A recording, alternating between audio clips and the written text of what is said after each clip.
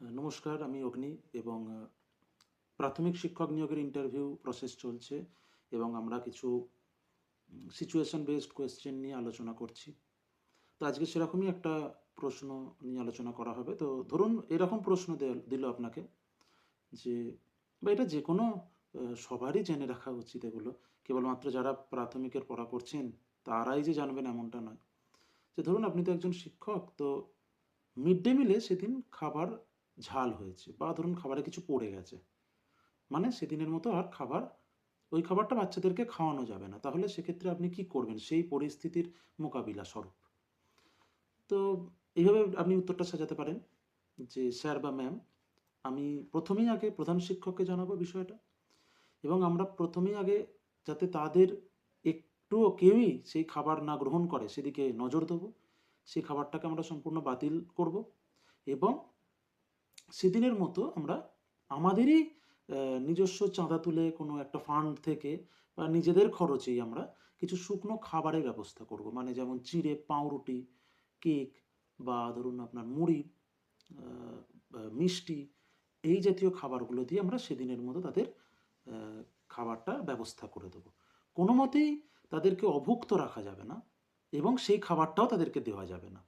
তো সেই মুহূর্তে আপনাকে এই ধরনের উত্তরগুলো দিতে হবে, যেগুলো শিশুকেন্দ্রিক হবে, শিশুদের ফরে হবে, তাদের জন্য হবে উত্তরগুলো। ঠিক আছে? দ্বিতীয় আপনাকে এই ধরনের একটা প্রশ্ন যদি হয় যে ধরুন একটা বাচ্চা ২ জন বাচ্চা শ্রেণীকক্ষে ওরা বসার জায়গা নিয়ে ঝামেলা করছে। তখন আপনি কি করবেন? বলছে, "না, আমি এখানেই বসবো।" তো সেক্ষেত্রে আপনি তাদেরকে ১ম এ আগে বোঝাবেন যে, "বসার জন্য ঝামেলা করে লাভ নেই। আমরা প্রত্যেকেই পড়তে এসেছি। আমরা সবাই একই পড়া গ্রহণ করব। তুমি যেখানেই বসো না কেন?" তো ১ম এ আগে আপনি তাদের বোঝাবেন এবং তারপরেও যদি দেখুন যে তারা মানছে না বা তারা অ্যা একটু তখনও ঝগড়া করছে বা তারা মনটা তাদের ভালো নেই, তখন আপনি আপনার তরফ থেকে একটা উপায় করতে পারেন, যে লম্বা তাকে পিছনের সারিতে বসিয়ে, যার উচ্চতা কম তাকে সামনের সারিতে বসাবেন। যাতে কি হয় দুজনেই ঠিকঠাকভাবে দেখতে পারে। এবং এর মাধ্যমে যদি তারা বলে যে না, আগে পিছু নয়, পাশাপাশি বসা নিয়ে ঝামেলা হচ্ছে হয়তো একই বেঞ্চে, তখন তাদেরকে আপনি একটু নৈতিকতার পাঠ দেবেন যে বসাটা গুরুত্বপূর্ণ থেকে বড় কথা, যেটার জন্য এসেছি আমরা পড়াশোনাটা করা, তাদেরকে গল্পের ছলে ভালোবেসে স্নেহের সাথে তাদেরকে বোঝাতে হবে। তো তাতে তারা নিশ্চয়ই হয়তো বুঝতে পারবে। কারণ তারা খুবই বাচ্চা, তাদেরকে যদি আমরা বোঝাই তাহলে সেগুলো বেশি ফলপ্রসূ হয়। তো আজকে আমরা এই দুটো প্রশ্ন নিয়ে আলোচনা করলাম। এক হচ্ছে যদি মিড ডে মিলটা সেদিনের মতো না খাওয়া যায় তাহলে আপনি কি করবেন?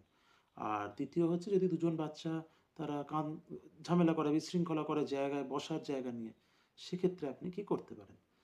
তো আশা করব এই দুটো প্রশ্নের উত্তর আপনারা পেয়েছেন, আ এবং এই সেশনটি আপনাদের ভালো লেগে থাকবে।